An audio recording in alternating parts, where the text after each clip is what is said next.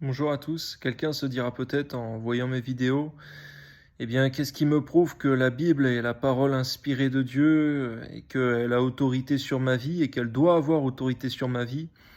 On voit véritablement qu'il est écrit que toute écriture, sous-entendue dans la Bible, est utile pour enseigner, pour instruire, pour corriger selon la vérité. Effectivement, ce n'est pas moi, ce n'est pas un homme qui pourra vous convaincre de cela, c'est Dieu lui-même qui pourra vous convaincre de péché, mais aussi que Jésus est le Fils de Dieu, également que la Bible est la parole inspirée de Dieu. Il n'y a pas de débat à faire. Il y a un jeune homme que j'ai rencontré en évangélisation un jour et qui me disait, mais qu'est-ce qui me prouve que mes traditions à moi ne sont pas plus importantes que la Bible? Qu'est-ce qui prouve? Je lui ai dit que je n'allais pas engager de débat avec lui, mais que simplement c'était donné à tout homme seulement par la révélation du Père. C'est lorsqu'on est de nouveau, le Saint-Esprit nous le fait connaître, nous le communique que la Bible est pour nous une nourriture.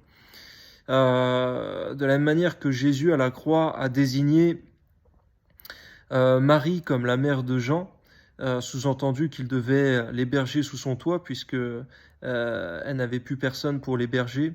De la même manière, le Seigneur rend témoignage à notre esprit par le Saint-Esprit que également la Bible est la parole inspirée, écrite de Dieu pour les hommes. De la même manière, peut-être l'homme se dira pourquoi est-ce que on peut pas enlever quelque chose ou ajouter quelque chose? Dans l'Apocalypse, il est écrit qu'on ne doit rien ajouter ni retrancher. Non seulement la prophétie de ce livre, sous-entendu Apocalypse, mais également la Bible tout entière. Pourquoi est-ce qu'on ne rajoute pas aux 66 livres les livres apocryphes? Pourquoi est-ce qu'on n'enlève pas quelque chose? Qu'est-ce qui nous prouve que réellement ça a été inspiré? Dieu est tout-puissant, il est souverain pour avoir été capable jusqu'à présent nous donner la Bible telle qu'il la veut pour nous, le message inspiré de Dieu. Encore une fois, le chrétien né de nouveau, enfant de Dieu, il est celui qui aura la capacité par le Saint-Esprit et tout ce que Dieu mettra autour de lui pour distinguer, discerner clairement. Effectivement, si on veut savoir qui a la vérité aujourd'hui, parmi tous les mouvements qu'il y a, eh bien ce n'est pas un mouvement qui a la vérité, mais déjà regarder autour des enfants de Dieu qui sont vraiment nés de nouveau, quel est le livre qu'ils lisent, auquel ils réfèrent leur vie.